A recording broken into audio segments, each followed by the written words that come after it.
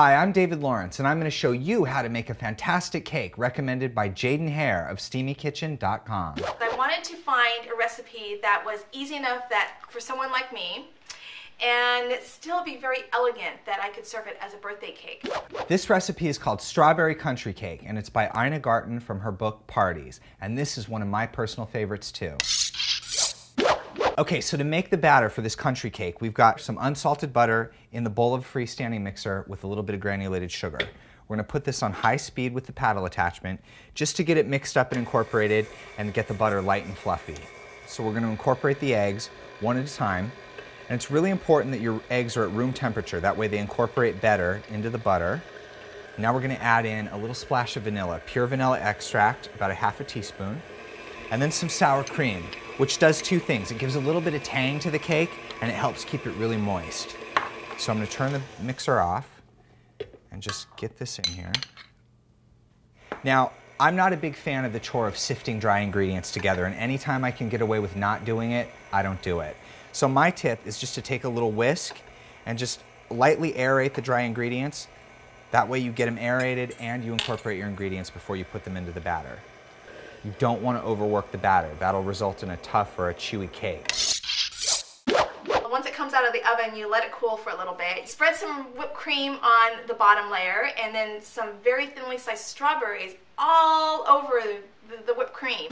Okay, so a great tip for stabilizing whipped cream is a marshmallow. Just a single marshmallow in the microwave, 10 seconds. This stuff is like Viagra for whipped cream.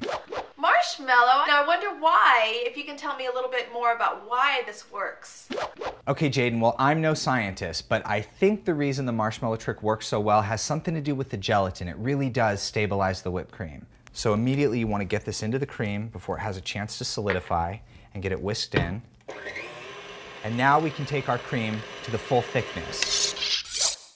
Now the fun part, we get to assemble this beautiful cake.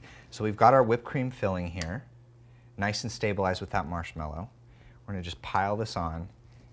Now I come from the school of you can never have too much whipped cream. Just take some strawberries and just set them on top of the whipped cream. And then what we're going to do is we're going to take the next layer and place this right on top. And another great thing about this cake, it freezes incredibly well. So if you make 2 layers and you only use one, wrap one up in plastic, a little bit of foil, and it'll stay good in the freezer for you for about 6 months. I like to hold back one really beautiful strawberry, and then just take a little paring knife and make little slices from the top to the bottom, not going all the way through, and then you can fan this strawberry out just a little bit and place it on the top.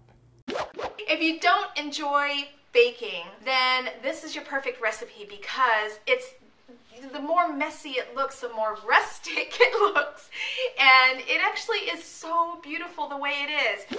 Jaden, you definitely picked a winner in my book. I can't wait for you guys to give this recipe a try and let us know what you think. Get more recipes from Jaden, along with other top food bloggers, at goodbite.com.